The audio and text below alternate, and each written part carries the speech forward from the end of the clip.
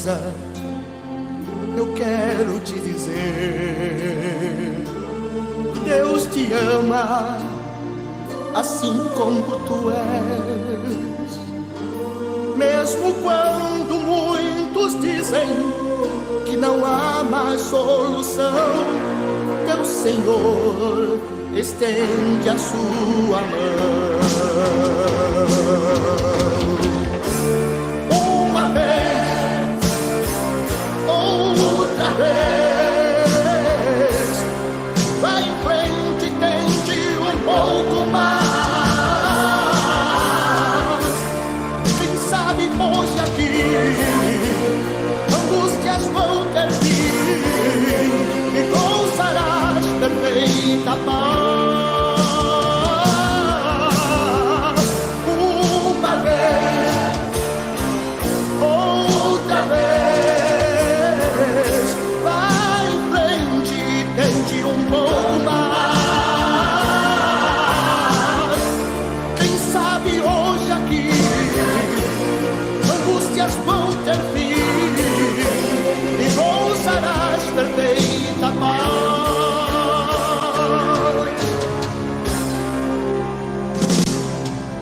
Quantas vezes quiseste então mudar teu pensar, teu modo de agir, e ao sentir que nada adiantou, foi tudo em vão, oh, em vão. Eu sei que foi ruim. Uma coisa eu quero te dizer: Deus te ama assim como tu és. Mesmo quando muitos dizem que não há mais solução, teu Senhor estende a sua mão. Uma vez, outra vez, vai em frente, tente um pouco mais. Quem sabe hoje aqui angústias vão ter fim e gozarás perfeita paz. Uma vez, outra vez, vai em frente e tente um pouco mais. Quem sabe hoje aqui angústias vão ter fim e gozarás perfeita paz. Uma vez, outra vez, vai em frente, tente um pouco mais.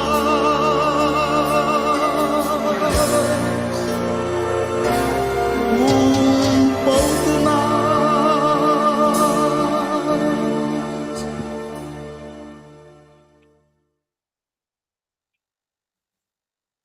Boa noite, Luziene. Todos estão me ouvindo? Me ouvindo? Direitinho, direitinho. Legal, legal. Boa noite, gente. Prazer a gente estar aqui, né? Depois de uma semana, não sei quem mais teve semana puxada, né?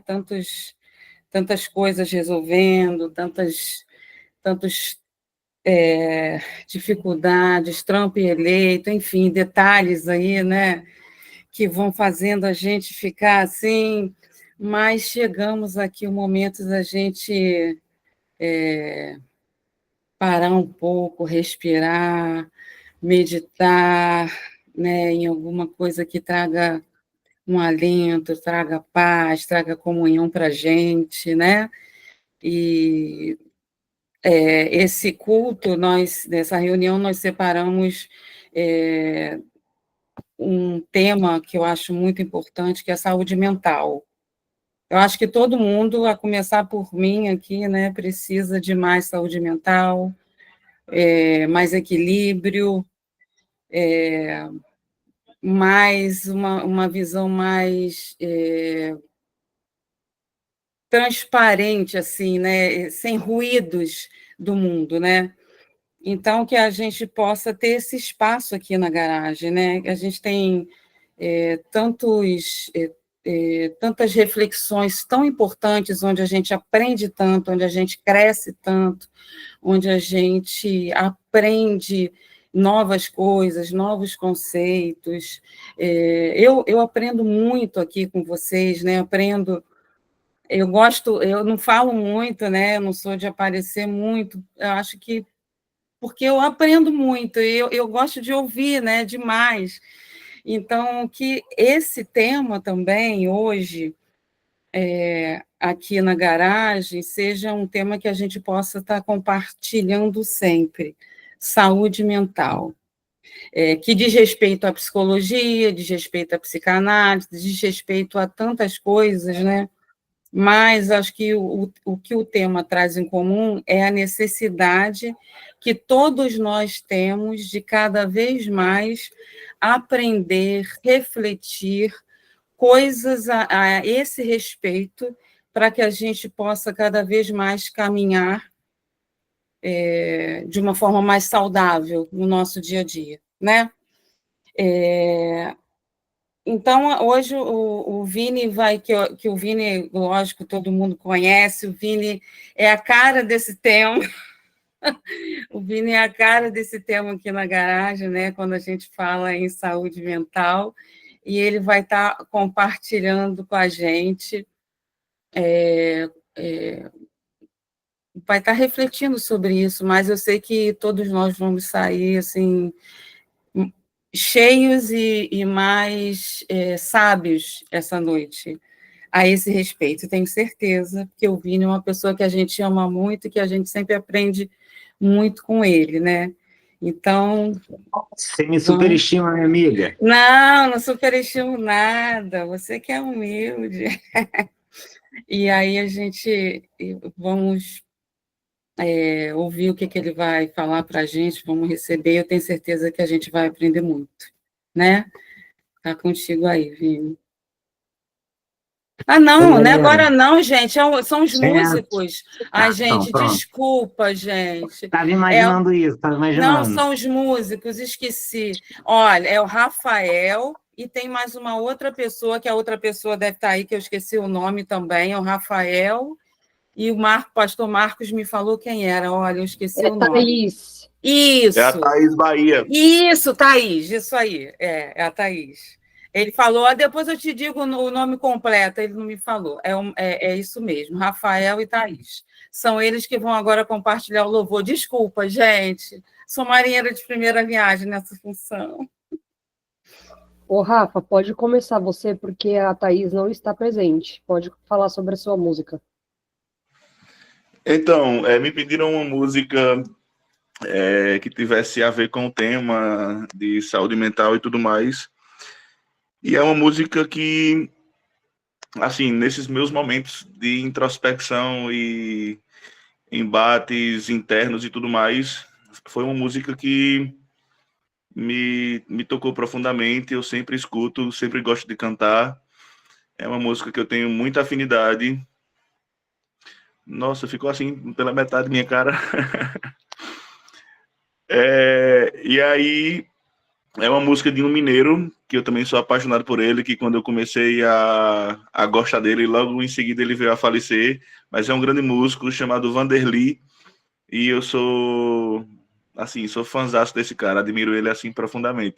E eu espero que o vídeo não fique dessa forma.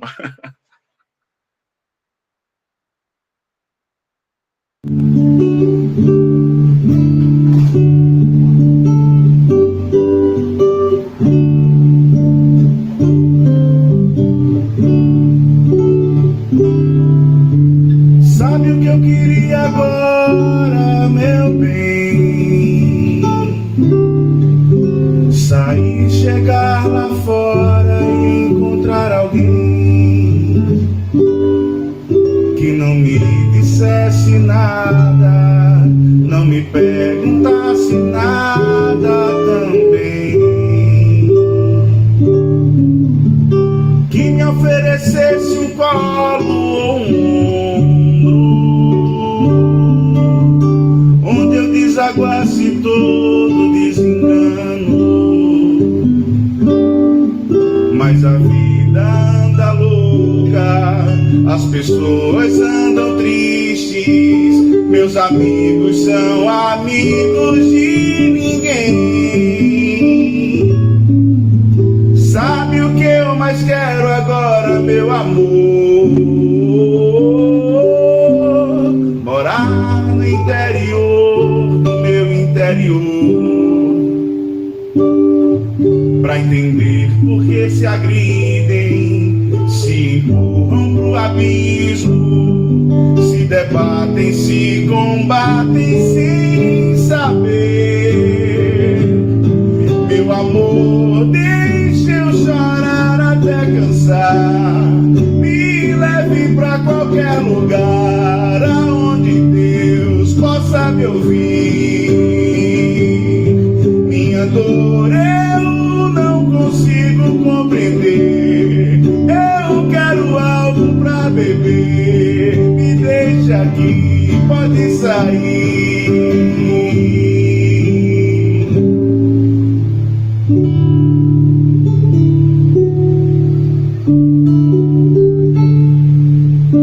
Sabe o que eu mais quero agora, meu amor? Morar no interior do meu interior, pra entender por que se agridem, se empurram pro abismo, se debatem, se combatem sem saber. Meu amor, deixa eu chorar até cansar, me leve pra qualquer lugar aonde Deus possa me ouvir. Minha dor eu não consigo compreender, eu quero algo pra beber, me deixa aqui, pode sair. Meu amor, deixa eu chorar até cansar, me leve pra qualquer lugar aonde Deus possa me ouvir. Minha dor eu não consigo compreender, eu quero algo pra beber, me deixa aqui, pode sair.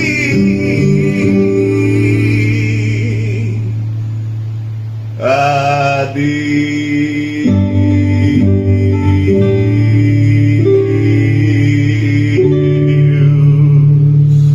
Beijo, garagem!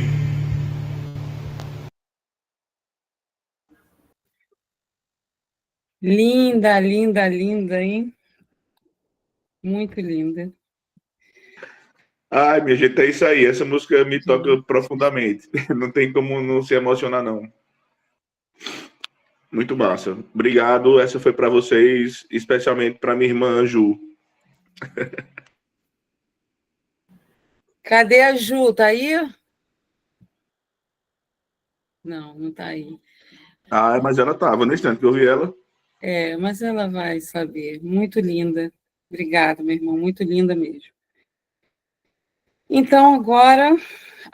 então, a Thaís não está aí, né? Tá.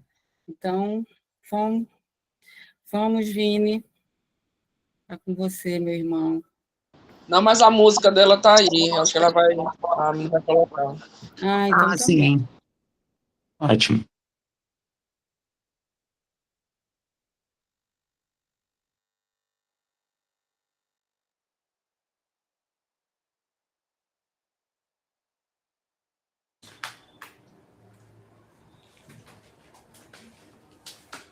Situações nessa vida me fazem sentir que não sou forte a ponto de até resistir. Nesses terríveis momentos, os maus pensamentos me querem levar a um extremo de vida que meu equilíbrio se deixa enganar. E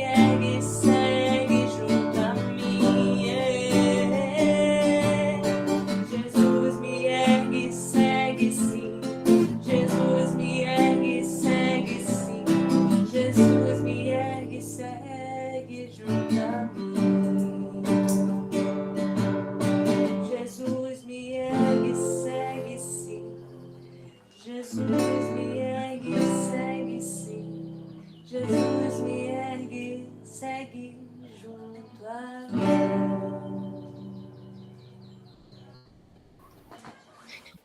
Gente, coisa linda. Olha, isso me transportou para uma época tão antiga, assim, mas tão linda. Meu Deus, me arrepiei aqui. Linda, linda, linda. Ai, então, agora me digam, agora é o Vini? É? Se tiver mais alguma, me Eu fala. aguardo, pô, com prazer. Só pedrada que eu vi, gente. E Olha, eu aqui. Na verdade, eu tenho uma assim, foto com o Paulo César do Logos, assim, do Ai, ladinho dele, assim, gente, ó. essa Todo música, fanzoca. gente. É, Nossa, nem fala. então, eu na sou verdade, você Oi. fanzoca. ter falado alguma coisa também, né? Ter trazido alguma mensagem pra gente, se você quisesse. Mas aí também fica a seu critério. Não, eu vou deixar o Vini falar e depois que ele falar, eu vou acrescentar, vou compartilhar, vou seguir junto com ele um pouquinho antes dos comentários gerais. Eu prefiro passar para ele, tá? Então vamos, gente. Pô, que prazer estar aqui com vocês. Eu tô mais feliz porque recentemente eu tive presencialmente com vocês, pertinho, vi vocês, dei abraços. Enfim, é diferente, né? A gente está aqui agora novamente. A última vez que a gente esteve juntos, né? Nesse lugar de trazer uma ideia aqui, enfim, eu ainda não conhecia vocês, né? Pessoalmente. E, meu senhor, como é diferente, sei lá, não sei explicar direito o que acontece aqui agora, mas estou muito feliz. Imagino que por conta desses momentos mais proximidades, eu acho que a galera toda me conhece. Para quem não conhece, eu sou o Vinícius, eu sou da Garagem Rio, faço parte da Diaconia da Garagem Rio, né? Eu sou psicólogo de formação, minha especialização é em psicanálise clínica, cultura. Eu atualmente trabalho com educação inclusiva, eu trabalho num centro de referência de educação inclusiva aqui no Rio de Janeiro, numa parceria SESC-SENAC, enfim. E eu acho que eu, eu tô vendo aqui vocês falando, às vezes passar rapidinho eu não consigo enxergar, mas depois eu vou lá na mensagem para ver. É, enfim, então eu tô muito feliz de estar aqui com vocês. E o que eu queria trocar, né, hoje aqui, eu não me sinto nunca alguém que vai trazer uma mensagem, não, sei lá, na minha cabeça não entra isso direito. Eu sempre imagino que eu vou trazer uma ideia para a gente conversar, né, para a gente, né, desenvolver ela e tal. Então, assim, é realmente uma fala curta, é uma fala mais de disparadores, né, de analisadores, assim, para a gente pensar junto, e do que, de fato, uma mensagem, algo mais profundo nesse sentido. Nem me sinto capacitado para tal. Mas eu queria muito conversar com vocês sobre... Eu não sou um cara de muitos temas, assim, as coisas na minha vida... Eu não sei se lamentavelmente ou felizmente, enfim, poucas coisas têm um sentido pleno, assim, sólido na minha cabeça, né? E quando isso acontece, quando eventualmente existe um tema, assim, uma questão que faz um sentido absurdo, aquele insight arrebatador e tal, isso vira um hiperfoco na minha cabeça. Enfim, e eu falo muito sobre isso e todas as minhas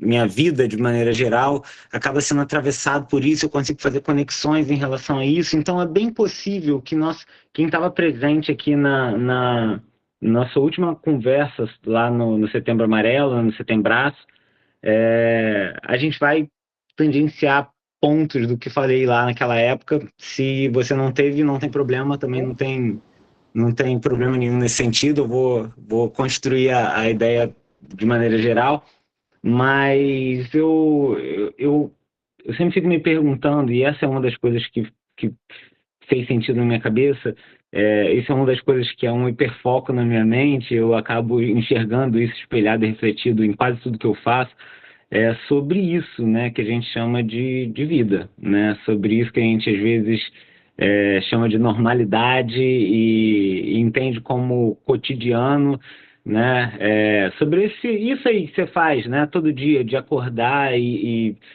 enfim, agir certas coisas, performar outras, enfim, assumir determinados papéis e dar conta de outros e não dar conta de outros também, enfim, se posicionar em frente a alguns, né, engolir outros. Esse, para mim, é um tema que faz muito sentido porque nos atravessa de maneira geral, né? E eu queria ler com vocês aquele texto que, se bobear, não precisava nem ler, né? Porque vocês devem saber de cor. Mas como nós somos uma igreja, que só tem crente, a gente vai ler junto. Se vocês puderem abrir aí comigo, é Lucas 10, do versículo 30 até o 34. Não sei se eu aguardo vocês abrirem ou se eu vou lendo. Você já sabe de cor, né? Mas eu vou lendo aqui então, para a gente ganhar tempo. Mas depois vocês leem lá em casa, com calma, lê o contexto todo, né? Faz o dever de casa bonitinho. Vamos lá. Ele diz assim, ó. E respondendo Jesus, disse. Aí ele vai contar uma parábola. Descia um homem de Jerusalém para Jericó e caiu nas mãos dos salteadores, os quais o despojaram e, espancando-o, se retiraram, deixando-o meio morto. E ocasionalmente descia pelo mesmo caminho um certo sacerdote, e vendo, passou de largo. E de igual modo também um levita, chegando àquele lugar, e vendo, passou de largo. Mas um samaritano que ia de viagem, chegou ao pé dele e vendo, moveu-se de íntima compaixão. E aproximando-se, atou-lhe as feridas, deitando-lhe azeite e vinho, e pondo-o sobre o seu animal, levou-o para uma estalagem e cuidou dele. Até aí. Como eu falei, esse é um texto que todos nós conhecemos, ele é muito conhecido, inclusive, como o texto do Bom Samaritano, né? A parábola do Bom Samaritano. Eu acho que a gente já, né, falou sobre essa passagem 1 milhão de vezes na nossa vida eclesiástica, né? Já lemos e já foi tema de diversas pregações distintas. Mas esse recentemente, né, a partir de uma conversa que eu tive, um diálogo que eu tive com o Léo, inclusive de uma música que a gente tocou junto e tal, isso me abriu a mente para um outro aspecto que eu nunca tinha pensado e tem muito a ver com esse tema que a gente estava falando inicialmente, com esse meu hiperfoco aí que eu falei. Esse é um texto complexo, né? Aí o Léo tá aí, agora eu tô vendo o homem. É um texto, eu acho que a galera da teologia aqui que está hoje pode concordar comigo, ou pode discordar também, mas eu sempre enxergo que esse é um texto meio ácido, né, da parte de Jesus, assim. Ele deixa, a impressão que dá é que ele quer, né, esfregar bem na cara, assim, os atores sociais daquela época e as pessoas que, enfim, que tinham uma certa relevância na sociedade, como é que era a atuação delas e como é que era a forma delas enxergar o mundo, enfim. E parece mesmo, né, que Jesus vai pontualmente em cargos específicos, em funções sociais específicas ali daquela época que expõem, né, diversas fragilidades, né?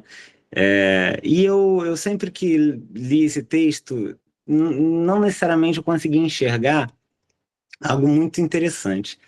Porque eu fico imaginando que hoje, quando a gente lê, a gente entende um certo quê de frustração, né? O leitor contemporâneo, né? O Vinícius hoje aqui lendo, ele acaba tendo algo de desapontamento ao ler a ideia de que um sacerdote e um levita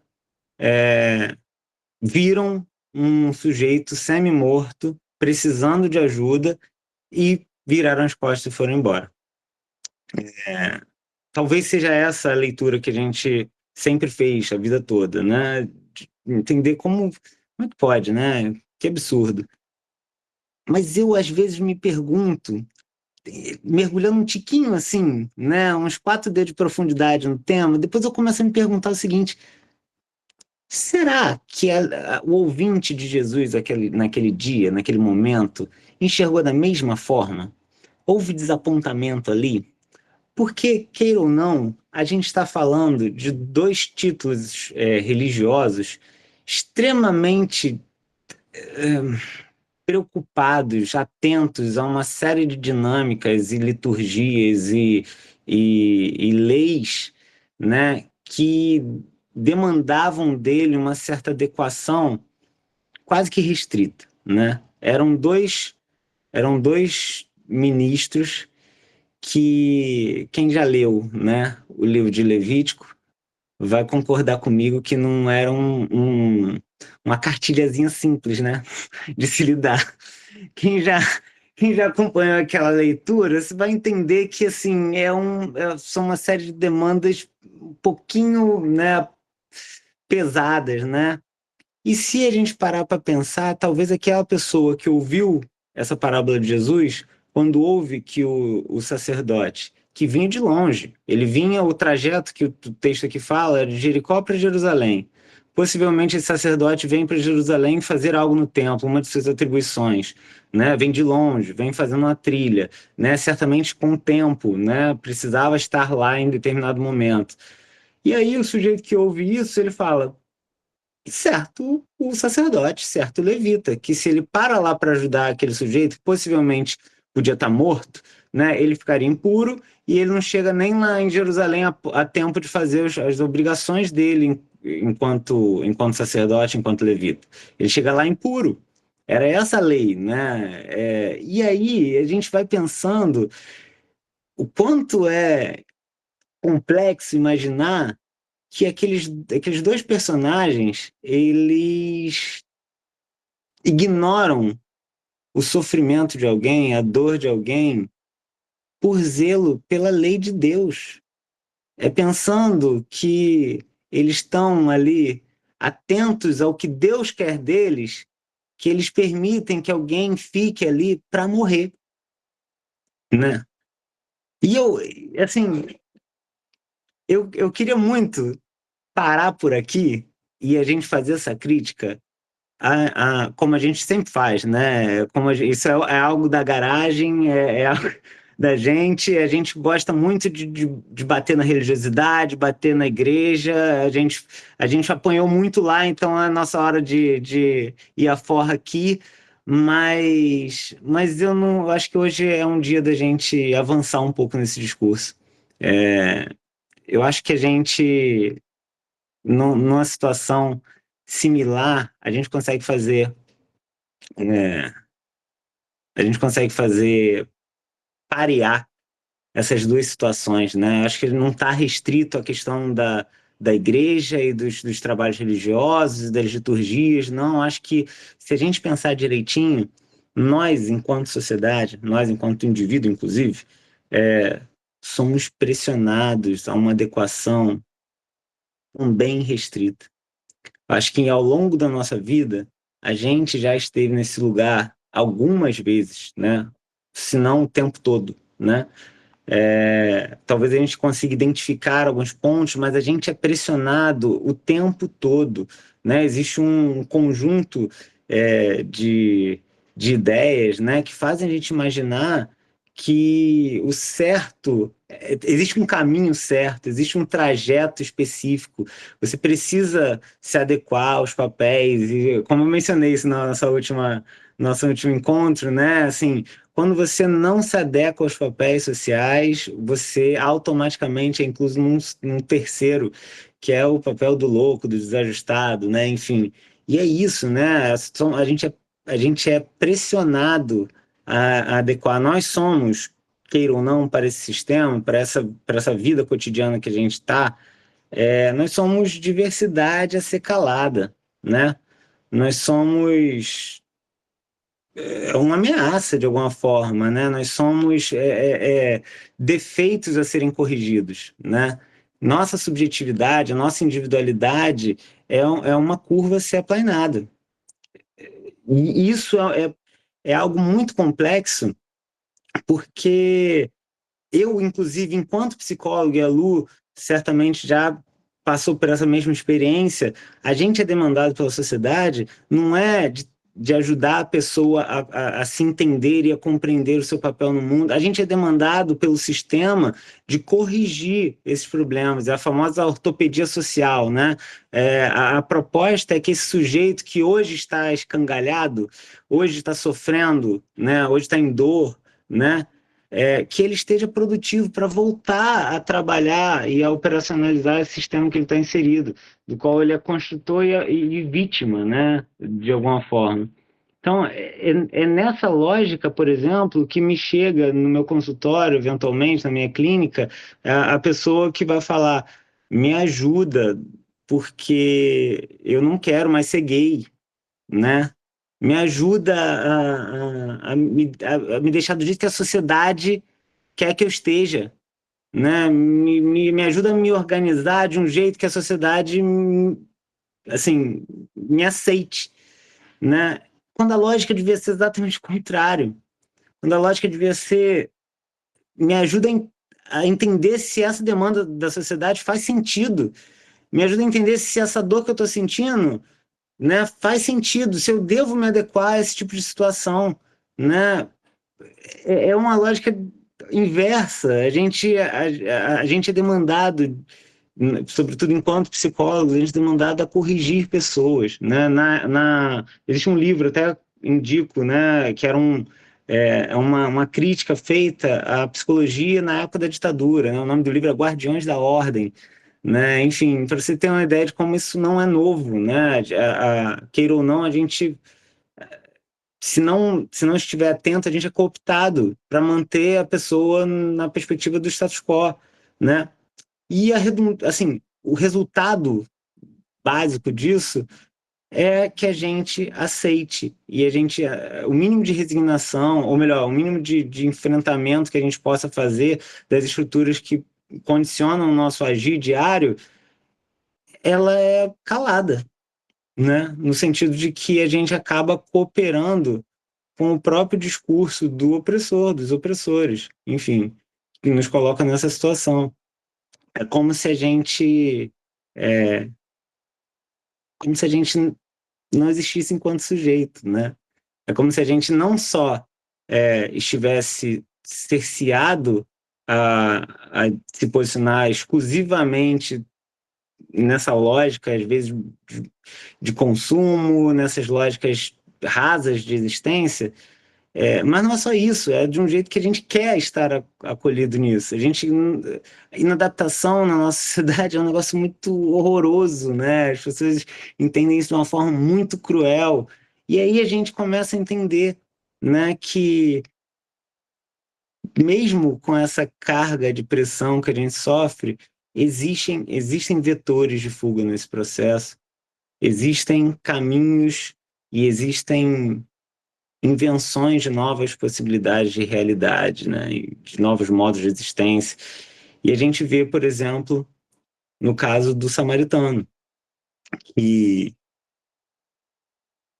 que na minha opinião, ele era o único de fato que não tinha um bom motivo para parar ali, né? Não tinha um sentido, assim, aquele bom samaritano parar. Primeiro que a gente está falando de uma viagem longa, né? Isso podia ser uma armadilha, ele podia efetivamente estar morto e não adiantar nada, ele perdeu o tempo dele, ele podia, enfim. E assim, para finalizar, né? Para deixar bem, bem sólido essa construção, essa era uma pessoa que odiava ele, né? Os samaritanos, eles eram odiados, eles eram a escória, né, do seu tempo ali, naquela região. Assim, ele parou, ele se expôs, ele gastou o dinheiro dele, sabe Deus o que que ele tinha de possibilidades financeiras, de recursos financeiros ali, mas ele gastou do dele, ele investiu o tempo dele, enfim, para fazer isso para alguém que odiava ele, para fazer para alguém que não entendia como ser humano, né? Isso foge completamente à lógica do que a gente estava falando há pouco tempo atrás, né? Talvez isso deva ter sido realmente um choque para a pessoa que ouvia Jesus naquele momento, né? Quando Os sacerdotes, os levitas fizeram o seu papel, fizeram o que a sociedade esperava deles, me chega um samaritano para subverter essa lógica. E eu acho que a gente sempre leu essa passagem, a pessoa que foi curada ali, que recebeu os cuidados enfim, pôde ter uma nova oportunidade de viver, foi aquele sujeito que foi espancado. Mas eu queria te trazer uma nova forma de... Oi, alguém falou aqui alguma coisa? Me perdi, gente. Se vocês puderem ir respondendo aí no chat, que eu não estou conseguindo acompanhar. Ela perguntou onde é a leitura, pastor. Pastor não, É, Ó maior. dá maior, pastor não, gente. Isso aí, Lucas 10, 30, 34. Ou 34, isso. 30, Lucas 10, 30, 34. E aí, assim, a gente sempre entende dessa forma, né? Como aquela pessoa que foi espancada, que foi alvo, né? Dessa graça, dessa pessoa, desse samaritano, foi a pessoa beneficiada no processo, mas eu queria propor uma nova forma da gente enxergar isso. Nesse momento, apesar das chagas, apesar dos machucados, possivelmente fraturas, teve um homem que foi curado. E foi curado dessa necessidade de se adequar às pressões e às demandas que a sociedade exige, né? Teve um homem que foi curado do seu próprio egoísmo ali, né? Teve um homem que foi curado desse modo de existência, né, inexorável que o capturou enquanto sujeito, né? Teve um homem que começou a partir dali se permitir pensar em novas possibilidades de ação, de atuação, de militância, de investimento, enfim. Teve um sujeito ali que começou a ver a vida por um outro prisma. E esse prisma foi o cuidado. A gente costuma entender a perspectiva de cura, né? E eu acho que eu tangenciei essa mesma ideia quando a gente falou no mês passado, mês retrasado, da cura enquanto a perpétua, né, eliminação, extirpação desse tumor da inadaptação, saca? Esse restabelecimento cabal da normalidade funcional, sabe? Essa perspectiva da manutenção irrestrita da ordem e das funcionalidades do dia a dia, enfim. E, na verdade, a gente caminha para um outro sentido, né? Eu acho que Jesus, em todo o seu ministério e com essa parábola, ele sinaliza isso também, né? Tem um filósofo hindu chamado Krishnamurti, que ele tem uma frase que, essa é uma daquelas que fez sentido e eu, sei lá, um dia eu preciso tatuar isso. Ele fala que não é sinal de saúde estar bem adaptado a uma sociedade profundamente doente. E eu acho que é isso que a gente fez a vida toda e é isso que a gente, às vezes, se vê exigido, né, de continuar fazendo, é se adaptar a uma sociedade que é doente, né, se adaptar aos princípios de uma sociedade que esqueceu, né, o que é a vida em comunidade, né, se adaptar a uma sociedade que, através de, né, referências ao longo da história, fala que não existe esse negócio de sociedade, igual a Margaret Thatcher falava. Existe o homem, o indivíduo e sua família, né? É isso que a sociedade prega. É isso que a sociedade investe, né? E que o Senhor me livre, né, de estar perfeitamente adaptado a isso, né? Sabendo, ciente de que dói, tá? Não se adaptar, né? Fazer frente, fazer resistência dói, né? Demanda persistência, fibra moral, não é simples, mas que ele me livre de estar perfeitamente adaptado a uma sociedade completamente doente, né? Até porque estar adaptado, né, perfeitamente organizadinho, trabalhando com o meu carro, com minha família, meus 2 filhos, meu cachorro, enfim, e estar completamente alheio às dores desse mundo, para mim isso é doença, sabe? Estar organizado, né? Tem uma música de uma banda que eu gosto muito, é o El Effect, que ele fala isso, ele fala assim, é uma música sobre essa vibe, né, mística, oriental, de cura, é o monge executivo, ele fala assim, meditando atrás de bem-estar enquanto financiador, hoje eu canto para acabar com toda a paz interior. A vibe é essa, assim, paz, né, nesse contexto, não é paz, é acomodação. Acomodação. E eu caminho no sentido de tentar conceituar isso que a gente chamou de cura a vida toda como uma mera introjeção do status quo, né? Que a cura verdadeira é justamente o que torna o sujeito inquieto, que torna o sujeito, faz ele se movimentar. A cura de verdade é que faz ele lamentar esse tipo de massificação e naturalização da dor, enfim. E eu meio que, para finalizar o que eu tinha que falar, a gente estava lá nesse período aqui da ordenação do Léo e do Marcos, e o Léo escolheu uma música do Rapa, aquela Anjos, né? A gente até postou lá, eu acho que a garagem postou, não sei se vocês viram a gente cantando e desafinando lá um tiquinho. Não tá vindo ao maior, então isso, Por isso é um isso, ponto. por isso que tá errado, tá vendo? Exatamente. Talvez essa seja a questão. Mas, enfim. E eu não tinha me dado conta, eu ouvi essa música há muitos anos, vocês sabem qual é, né? Aquela. Como é que é? Agora não vou lembrar. Eu vou pedir para os anjos cantarem por mim, para quem tem. Enfim. E aí tem um trecho dessa música que eu não tinha me ligado, eu nunca tinha me dado conta, mas ele fala assim: inclina o teu olhar sobre nós e cura, né? E cuida, desculpa. É. E aí eu liguei pro Léo para falar com ele. Caraca, irmão, olha, eu não tinha me dado conta disso.